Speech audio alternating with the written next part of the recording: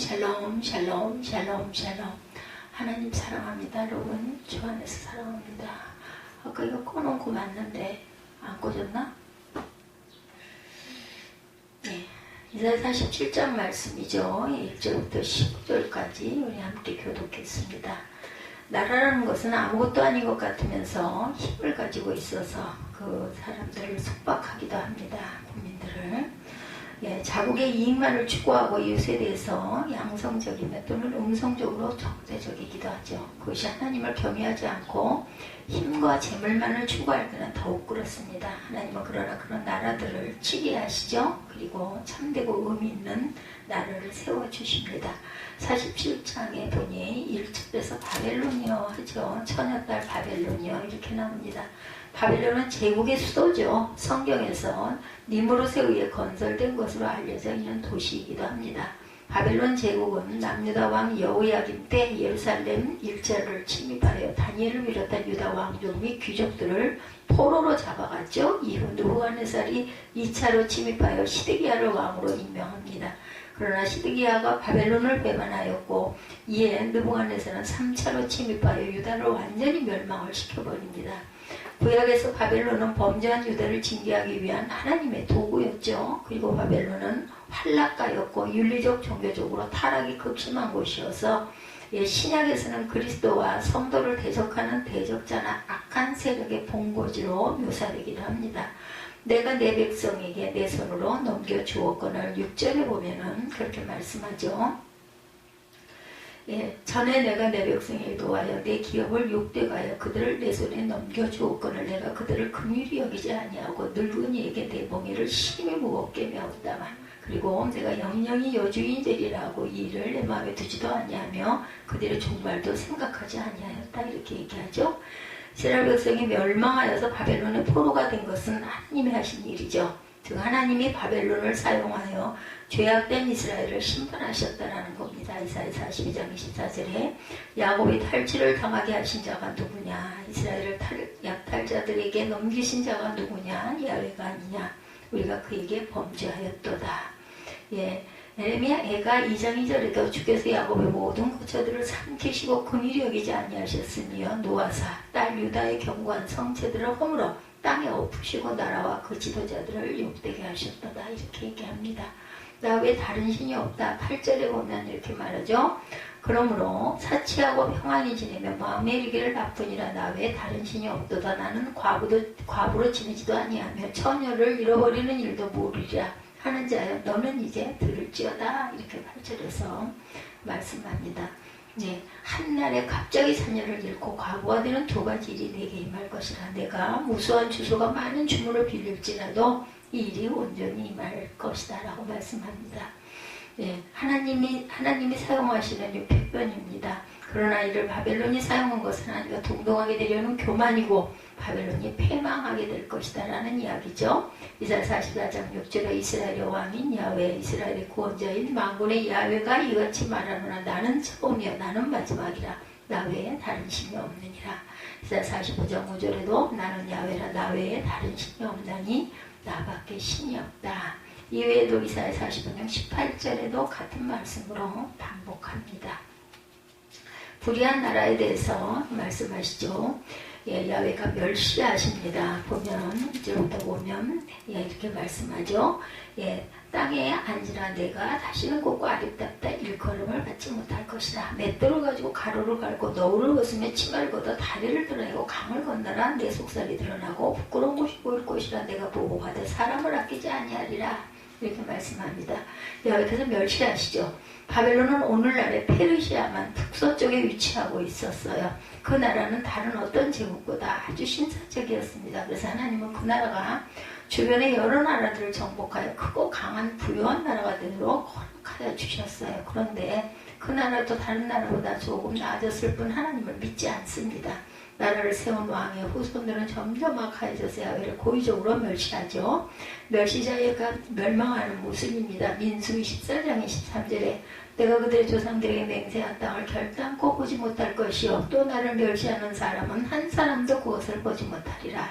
하나님을 멸시하는 악인에 대해서 시편 10편 13절입니다. 어찌하여 악인이 하나님을 멸시하여 그의 마음에 이르기를 주는 감찰하지 아니하시리라 하냐나이까. 불공평하죠. 악을 마다하지 않는 바벨론의 후대 왕들은 왕으로서 해야 할 공의의 정치를 하지 않습니다. 그들은 부당한 세금을 거두죠. 백성을 착취했고 가난한 백성들을 능욕합니다. 아무리 악을 행한 자라도 뇌물을 바친 자는 놓아주고 아무리 선한 자라도 뇌물을 바치지 않는 자에게는 해를 가하죠. 모든 것을 양심과 법에 따라 치리하지 않고 기분과 감정과 이익이 되는 것에 따라 처리합니다. 그래야 사람들 간의 사이가 각박해져 갖고 그 결과 국력이 약해지죠. 국민들이 단합된 힘이 약해져 버립니다. 화입을 불의한 자 예레미야 22장 13절에 불의로 그 집을 세우며 부정하게 그 다락방을 지으며 자기 이웃을 고용하고 그의 품삯을 주지 아니하는 자에게 화 있을진저. 그가 이르기를 내가 나를 위하여 큰 집과 넓은 다락방을 지으리라 하고 자기를 위하여 창문을 만들고 그것에 백향목으로 입히고 붉은 빛으로 칠하도다. 불의한 자가 멸망합니다. 하박국 2장 12절입니다. 피로 성읍을 건설하며 불의로 성을 건축하는 자에게 화 있을진저 이렇게 얘기하죠. 사치한 바벨론 제국입니다. 딸 갈대하여 잠잠히 앉으라. 4절에 보니 우리의 구원자는 그 이름이 만군의 야훼 이스라엘의 거룩한 이시리라. 5절에 딸 갈대하여 잠잠히 앉으라. 흑암으로 들어가라. 내가 다시는 여러 왕국의 여주인이라 일컬음을 받지 못하리라. 전에 내가 백성에게 노하여 내 기업을 욕되게 하여 그들을 내 손에 넘겨 주었거늘 내가 그들을 긍휼히 여기지 아니하고 늙은이에게 내 멍에를 심히 무겁게 메우며 말하기를 내가 영영이 여주인이 되리라 하고 그 일을 내 마음에 두지도 아니하며 그들의 종말도 생각하지 아니하였도다. 그러므로 사치하고 평안히 지내며 마음에 이르기를 나뿐이라 나 외 다른 이가 없도다. 나는 과부로 지내지도 아니하며 자녀를 잃어버린 일도 모르리라는 자여 너는 이제 들어라. 9절입니다. 한날에 갑자기 자녀를 잃으며 과부가 되니 두 가지 일이 내게 임할 것이라. 내가 무수한 주수가 많은 주문을 빌릴지라도 이 일이 온전히 이를 것이다 라고 얘기하죠. 바벨론 제국은 앞에서 말한 대로 그 3대 왕이 비교적 어려웠기 때문에 많은 나라들을 정복할 수 있었어요. 그 정복 과정에서 바벨론은 많은 약탈물들을 획득하죠. 그것은 제국의 부로 직결됩니다. 세상의 온갖 금은 보화와 진귀한 것들이 제국 내로 반입이 되죠. 그리하여 제국은 풍요하게 됩니다. 그렇지만 제국의 후대 왕들과 시민들은 그 부를 건설적인 일에 사용하지 않고 육신의 쾌락과 편리함을 위해 마구 사용하죠. 제국의 모든 사람들이 사치합니다. 사치의 죄악입니다. 야고보서 5장 5절에 너희가 땅에 사치하고 방종하여 살육의 날에 너희 마음을 살찌게 하였도다. 사치한 음녀의 멸망이죠. 계시록 18장 3절에 그 음행의 진노의 포도주로 말미암아 만국이 무너졌으며 또 땅의 왕들이 그와 더불어 음행하였으며 땅의 상인들도 그 사치의 세력으로 치부하였도다. 현세에서 받은 심판입니다. 도련한 쇠락이 왔어요. 하나님을 경외하지 않고 불의하여 사치하는 집단은 심판을 받죠. 그 심판은 크게 두 가지로 나눠 생각합니다. 하나는 현세에서 받는 심판이고 다른 하나는 내세에서 받는 심판. 현세에서 받을 심판 가운데 가장 현저한 심판은 악인들이 돌연히 쇠망한다는 거죠. 바벨론 국가는 매우 강대한 나라였고 벨사살 왕 때 국력이 갑자기 기울더니 나라가 망하기 시작합니다. 하나님을 멀리하는 나라들의 쇠락은 이와 같이 하루아침에 일어나죠. 갑작스러운 멸망이 옵니다. 신명기 7장 4절에 그가 내 아들을 유혹하여 그가 야훼를 떠나고 다른 신들로 섬기게 함으로 야훼께서 너희에게 진노하사 갑자기 너희를 멸하실 것이니라. 갑자기 임하는 재앙입니다. 이사야 29장 5절에 그럴지라도 내 대적의 무리는 세미한 티끌 같겠고 강포한 자의 무리는 날려가는 겨 같으리니 이 일이 순식간에 갑자기 일어날 것이라 말씀하죠. 수치를 당하게 될 것이라고. 평소에 가난한 사람들이 가난하게 사는 것은 창피한 일이 아니죠. 평상시에 누추한 곳에서 허름한 옷을 입고 고추하게 살던 사람들이 그렇게 살아가는 것은 당연하고 신경 쓸 일이 아닙니다.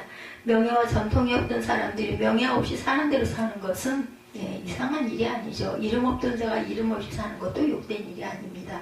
오직 부유하고 이름을 날리고 내로남에 살던 사람이 가난하고 이름 없이 살게 될 때 그것이 부끄럽고 창피하고 욕된 일이죠. 바벨론은 한때 세계를 지배했어요. 그러다 하루아침에 멸망합니다. 그 치욕과 수치는 말할 수가 없죠. 수치를 당할 당한 그 자긍한 자. 시편 97편 7절을 보면 조각한 신상을 섬기며 허무한 것으로 자랑하는 자는 다 수치를 당할 것이다. 너희 신들아 야훼께 경배할지어다. 애굽의 수치에 대해서 에스겔 32장 24절에 거기에 엘람 있고 그 모든 무리가 그 무덤 사방에 있으며 그러다 할 일을 받지 못하고 죽임을 당하여 칼에 엎드러져 지하에 내려간 자로다. 그들이 생존하는 자들의 세상에서 두렵게 하였으나 이제는 구덩이에 내려가는 자와 함께 수치를 당하였도다. 그리고 비참하게 죽을 것이다. 하나님을 거스르고 살아남는 자가 없어요. 특히 하나님께 교만하여 불의하고 사치한 나라 치고 장관 세울 동안 지속된 나라들이 없습니다. 아수르는 바벨론에 멸망하였고 바벨론은 메대 파사 제국에 멸망하죠. 이 세상에서 가장 강대했다고 자타가 공인하던 로마 제국도 멸망합니다. 오직 은혜를 입은 소수의 국가들만이 그 명맥을 유지하고 있죠. 심지어 이스라엘도 하나님께 불복종함으로 그 백성들이 끔찍한 죽음을 당합니다. 죽이는 칼입니다. 예레미야 15장 3절에 야훼의 말씀이니라. 내가 그들을 네 가지로 벌하리니 곧 죽이는 칼과 찢는 개와 삼켜 멸하는 공중의 새와 땅의 짐승으로 할 것이라. 예, 네 가지죠. 죽이는 칼, 찢는 개, 삼켜 멸하는 공중의 새, 땅의 짐승으로 네 가지로 그를 벌한다고 말씀하셨어요. 온역과 기근으로 죽게 됩니다. 예, 온역이 뭐예요? 질병이에요. 질병. 너희 가운데서 3분의 1은 전염병으로 죽고 기근으로 멸망할 것이요 3분의 1은 너희 사방에서 칼에 엎드러질 것이며 3분의 1은 내가 사방에 흩어버리고 또 그 뒤를 따라가며 칼을 빼리라. 죽어야 받을 심판에 대해서 참을 수 없는 고통이 있을 것이다. 이 세상에 받는 고통은 마지막 때 받을 고통과 비교하면 참을 수 있는 거죠. 그러나 마지막 때 받는 고통도 최후의 심판 뒤에 악인들만 가진 지옥에서 받을 고통에 비하면 아무것도 아니죠. 하나님께서는 마지막 최후의 순간에 심판의 보좌를 여시고 그 심판의 보좌에서 모든 악한 자들을 하나님의 택한 백성들과 분리하십니다. 분리된 악인들은 하나님께서 준비하시는 어두운 곳에 보여주죠. 수월이죠. 그것은 죽지 않는 죽음의 땅이고 이제까지 어떤 인간도 받지 않은 고통을 받게 될 것이다.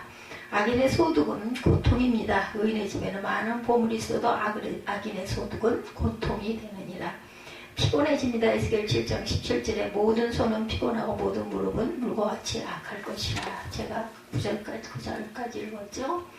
예, 한날에 갑자기 산일을 읽고 과부가 되는 두 가지 일이 내게 임할 것이라. 내가 무수한 주수가 많은 주문을 빌릴지라도 이 일이 온전히 내게 임하리라. 10절에 내가 내 악을 의지하고 스스로 이르기를 나를 보는 자가 없다 하나니 내 지와 내 지식이 너를 유혹하였습니다. 내 마음이 이르기를 나뿐이라 나 외에 다른 이가 없다 하리라. 재앙이 내게 임하리라. 그러나 내가 근원을 알지 못할 것이며 손해가 내게 이르리라. 그러나 이를 물리칠 능력이 없을 것이며 파멸이 홀연히 내게 임하리라. 그러나 내가 알지 못할 것이니라. 이제 너는 젊어서부터 힘쓰던 주모가 많은 주수를 가지고 맞서보라. 혹시 유익을 얻을 수 있을지 혹시 놀라게 할 수 있을지. 내가 많은 계략으로 말미암아 피곤하게 되었다가 하늘을 살피는 자와 별을 보는 자와 처하는 날에 애고하는 자들에게 일어나 내게 임할 그 일에서 너를 구원하여 보라. 보라 그들은 총에 같아서 불에 타리니 그 불꽃의 세력에서 스스로 구원하지 못할 것이다. 이 불은 덮게 할 숯불이 아니요 그 앞에 앉을 만한 불도 아니니라. 내가 같이 힘쓰던 자들이 내게 이같이 되리니 어려서부터 너와 함께 장사하던 자들이 각기 제 길로 흩어지고 너를 구원할 자가 없으리라. 영원한 어두움이 올 곳이라 그러죠. 하나님이 보내실 지옥은 한 번 들어가면 나올 수가 없습니다. 회개할 기회가 다시는 없는 곳. 그곳의 어두움은 영원하고 그 속에서 악인들은 영원히 고통을 받습니다. 영원한 고통 것은 도저히 상상이 가지 않은 끔찍한 것이죠. 그렇지만 아무리 끔찍해도 하나님을 거절하고 불의와 사치를 친구로 한 자들은 그곳을 가지 않을 방법이 없다라는 거죠. 바깥 어두운 데가 대본 25장 30절에 무익한 종을 바깥 어두운 데로 내쫓으라고 해서 슬피 울며 이를 갈리라. 영원한 형벌에 대해서 계시록 20장 10절에 말씀합니다. 이스라엘 장로들이 보좌에 앉으신 이 앞에 엎드려 세세토록 살아계신 이에게 경배하고 자기의 관을 보좌 앞에 드리며 이르되 우리 주 하나님이여 영광과 존귀와 권능을 받으시는 것이 합당하오니 주께서 만물을 지으신지라. 만물이 주의 뜻대로 있었고 지으심을 받았나이다 하더라. 다시 없는 미래입니다. 사람들에게는 내일이 있죠. 내일이란 오늘보다 나은 희망을 가질 수 있는 시간입니다. 사람들은 오늘 괴로워도 내일이라는 희망의 시간이 있게 오늘을 견디죠. 그렇지만 지옥에는 내일이라는 것이 없습니다. 지옥은 모든 시간이 고통과 어두움과 절망뿐입니다. 그곳에서 가능성이란 전혀 없습니다. 그런 곳을 알고도 가려는 사람이 없죠. 다만 사람들이 어리석어서 하나님도 천국도 지옥도 없다고 자기를 기만할 뿐이에요. 현실이 최선이라고 속고 있을 뿐입니다. 불못에 들어간다고 계시록 20장 15절에 말합니다. 누구든지 생명책에 기록되지 못한 자들은 불못에 던져지리라. 둘째 사망이 있다고 계시록 21장 8절에 그러나 두려워하는 자들과 믿지 아니하는 자들과 흉악한 자들과 살인하고 음행하는 자들과 점술가들과 우상 숭배하는 자들과 거짓말하는 모든 자들은 불과 이왕으로 타는 못에 던져지리니 이것이 둘째 사망이라. 모든 사람이 합심하여 한마음처럼 하나님을 경외하고 하나님을 섬기며 이웃을 사랑하고 공의의 삶을 기준으로 삼는 그런 나라를 하나님은 원하시죠. 그렇지 않은 나라들은 하나님께서 그냥 두지 않으시고 멸망시킵니다. 과거에도 그랬고 지금도 그러하시며 앞으로도 그럴 것입니다. 이 세상에서 온전히 그럴 나라는 없죠. 온전한 나라. 따라서 세상 나라는 다 멸망합니다. 오직 그 가운데 하나님을 사모하는 자들만이 선택되어 온전한 하나님의 나라의 자녀가 되죠. 오늘 1절에서 11절까지의 말씀 중심으로 종말에 대해서 함께 은혜를 나눕니다. 누가복음 12장 16절부터 보면 어리석은 부자에 대한 비유가 나오죠. 부자가 농사를 지었는데 소출이 많아서 창고에 쌓아둘 곳이 없을 정도가 되게 아주 풍년이 들었어요. 그래서 부자는 창고를 헐고 더 큰 창고를 지어서 소출을 가득히 쌓아두고 스스로 아주 흐뭇해하죠. 그것을 바라보면서 먹고 쓸 것이 많으니 이제는 먹고 마시면서 즐겁게 살아가자 합니다. 그때 하나님께서 그 부자에게 말씀하시기를 어리석은 자여 오늘 밤에 내 영혼을 도로 찾으니 그럼 내 예비한 것이 네 것이 되겠느냐 물어보시죠. 누가복음 12장 16절부터의 말씀입니다. 이 말씀을 보면 하나님께서는 모든 인간이 기본적으로 인식하고 있는 생각에 대해서 책망하고 있음을 알 수 있습니다. 자신의 노력과 힘으로 모아진 것만 있으면 얼마든지 세상을 재미있게 살아갈 수 있다라고 생각하는 자립성에 대한 책망이죠. 인간의 죄는 힘을 필요로 하는 것으로부터 출발합니다. 힘이 있어야 살고 힘이 있어야 어깨를 펴고 살 수 있다고 생각하기 때문에 힘이 되는 일에 모든 관심을 쏟죠. 이런 죄가 신을 찾는 습성 속에서도 드러납니다. 자기에게 힘이 되는 신을 찾게 되는 거죠. 따라서 사단의 인간 접근 방식은 아주 간단합니다. 힘되는 것을 제공해 주는 거죠. 그렇게 함으로 하나님과의 관계가 어때야 하는가에 대해서 잊어버리도록 합니다. 인간의 인간다움은 하나님 앞에서 힘이 필요 없다는 사실을 인식하고 그 사실에 순종하는 것에 있어요. 힘이 필요 없음을 아는 것은 완전한 자기 부인입니다. 예수께서 자기를 부인하고 자기 십자가를 지고 나를 따르라고 말씀하신 것도 예수님 앞에서는 힘이 필요 없다는 사실에 대해서 인식하지 않는 자는 예수님을 따를 수가 없다는 선언입니다. 왜냐하면 모든 일은 예수께서 다 이루셨기 때문에 인간 편에서 이루어야 할 일은 없다라는 것이죠. 어떻게 보면 믿음은 인간이 자기의 노력과 힘을 포기하고 주님이 하신 일만 의지하는 것이라고 할 때 자신의 노력으로 구원을 이루기 위해서 뭔가 하려고 하는 것보다 더 쉬운 것일 수도 있습니다. 그러나 인간은 이 믿음에 순종하지 못하죠. 아무것도 할 필요가 없다는 말에 반발하면서 자기의 자립심으로 노력과 힘을 통해서 하나님을 기쁘시게 하려고 합니다. 이것이 죄 가운데 있는 인간의 모습이에요. 자기의 자립심으로 살고자 하는 사람들은 모든 활동이 자신의 생존을 중심으로 이루어져 갑니다. 그리고 생존을 위해서는 힘이 필수적이라는 생각을 가지고 살기 때문에 결국 활동은 곧 힘을 축적하는 쪽으로 진행될 수밖에 없다는 거죠. 인간이 생각하는 지혜라는 것도 자신의 몸을 보존하고 유지하는 쪽으로 발달하기 마련이죠. 따라서 인간이 어리석게 생각하고 지혜롭지 못한 것으로 여기는 것은 자신의 몸에 전혀 유익되지 못한 일에 관심을 두고 힘을 쓴다는 것입니다. 그렇기 때문에 하나님을 믿는 것을 어리석고 지혜롭지 못한 일이다 이렇게 판단을 합니다. 하나님 편에서 볼 때는 인간의 노력과 힘으로 자기 생명을 유지하고 보존하고자 하는 것을 어리석게 보십니다. 왜냐하면 모든 생명의 근원은 여호와께 있기 때문이죠. 하나님께서 부자에게 어리석은 자라고 하신 것도 하나님께서 오늘 밤이라도 그 영혼을 도로 찾으실 수 있다는 사실에 대해서 망각하고 있었기 때문이다. 부자는 창고가 가득하다는 보이는 현실 때문에 마음에 든든해져서 창고에 모든 것이 오늘 밤이라도 내 것이 되지 못할 수 있다는 것을 잊어버린 거예요. 이것이 세상 사람들의 모습이고 오늘 우리들의 모습이기도 하죠. 착각이죠. 하나님을 믿는 우리들의 삶을 생각해 봅니다. 과연 우리가 모든 일에 있어서 하나님을 마음에 둔 채 일을 처리하고 있는가? 내 생명은 내 것이 아니고 야훼 것이라고 그 생각 안에 모든 일을 처리하며 살아갑니까? 나에게 종말이 있음을 염두에는 두고 계십니까? 가령 병이 들었을 때 병든 몸에 대해서 낙심하지 않고 내 생명은 야훼께 있으니 죽든지 살든지 하나님이 하실 길이라는 믿음으로 하나님께 맡기고 살 수 있느냐는 것입니다. 이것이 자기 힘을 포기하고 살아가는 신앙의 모습이죠. 이런 믿음이라면 비록 병든 몸이라 할지라도 편한 마음으로 살아갈 수 있지 않겠나.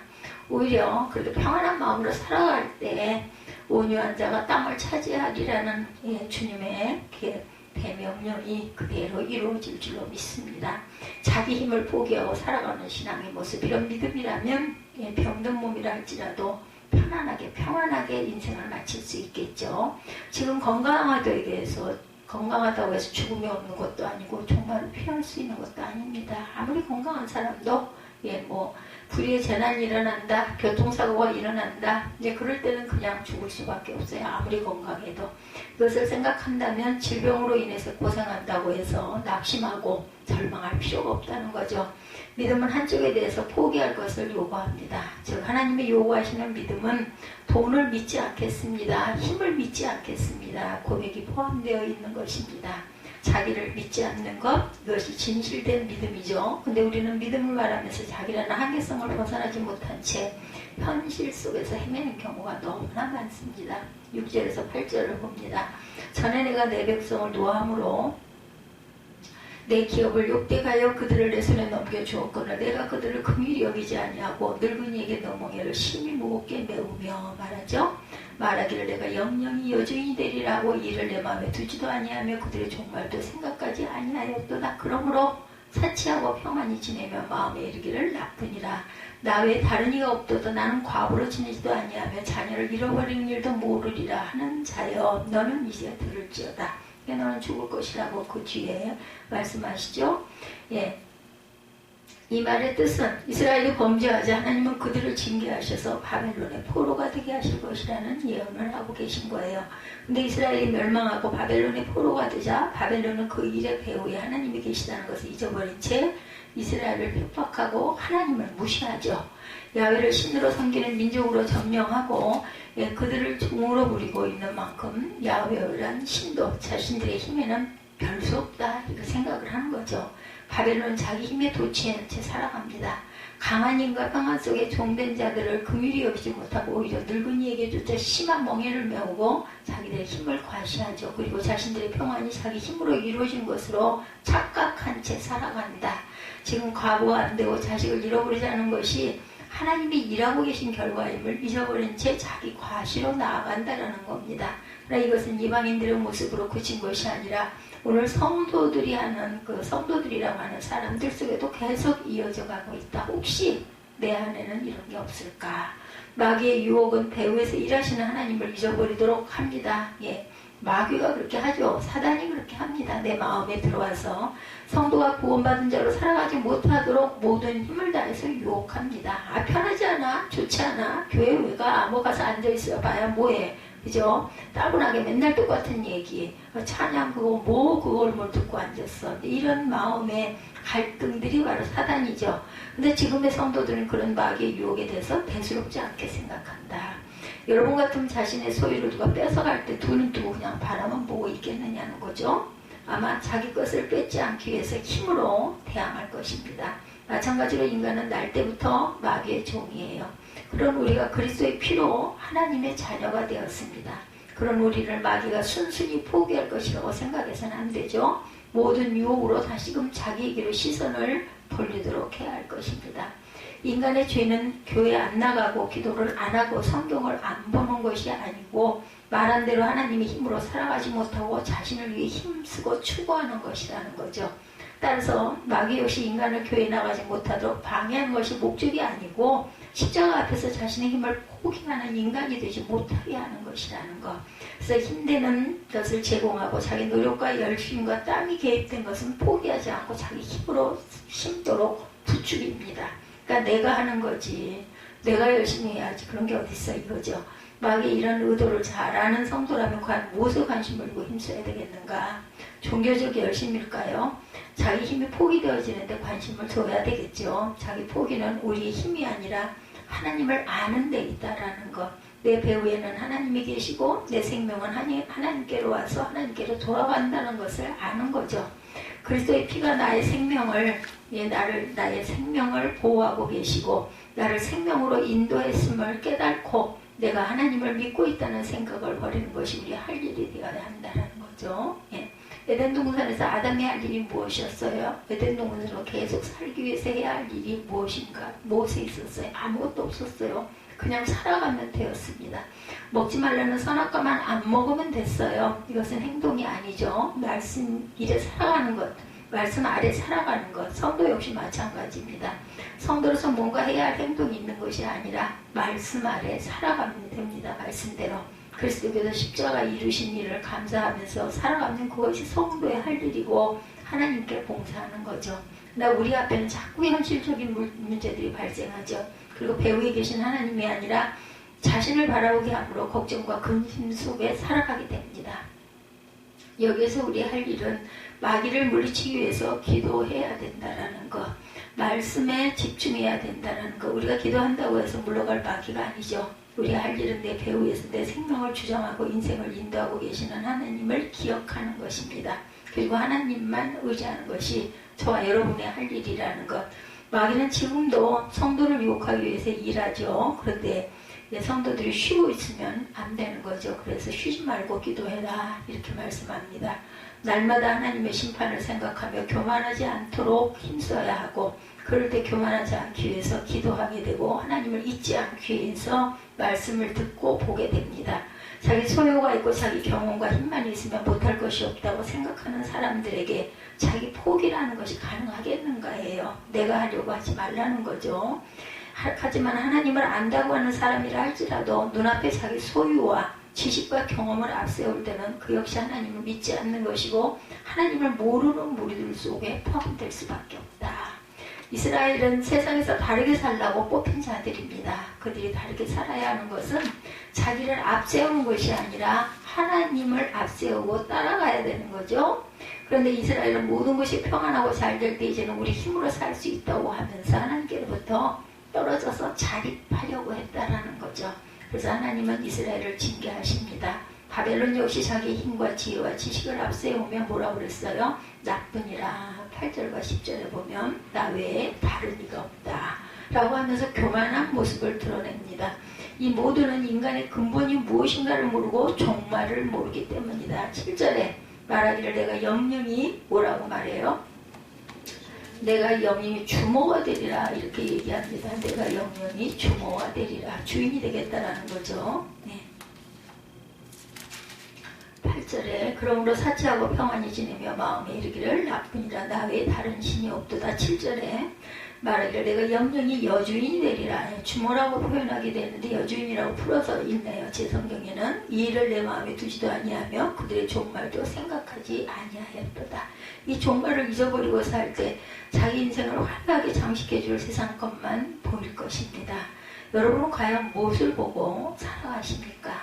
믿는다는 말은 수없이 많이 하면서도 돌아서면 결국 내 뜻대로 살아가고자 내 지혜의 지식을 그 경험을 앞세우는 우리 자신의 삶의 잘못됨에 대해서 한번 돌아보고 깊이 회개해야 할 것입니다. 하나님께서 우리를 구원하시는 방식이 오직 그리스도의 피라는 것은 우리에게 시사하는 바가 상당히 크다라는 것. 그것은 그리스도의 피 외에는 아무것도 가치 있는 것이 없다는 뜻입니다. 이것은 구원의 완성이 이루어질 그날이 되면 확연하게 드러날 것이다. 그렇기 때문에 종말을 마음에 둔 채 살아가는 성도는 결코 그리스도의 피에서 벗어날 수 없는 것이 당연하다. 인생이 조금 편치 못하고 힘들다고 해도 낙심하지 않고 당당하게 살아가고 그리스도의 피를 알고 있는 성도답게 십자가 안에서 세상 것이 헛된 것으로 보여지고 하나님이 일하심을 우리가 바라볼 줄 아는 그러한 굳건한 믿음의 반석에 서시기를 주님의 이름으로 축복합니다. 오늘은 이사야 47장 말씀 종말에 대해서 우리의 결국은 종말은 어떻게 될 것인가 거기에 대해서 함께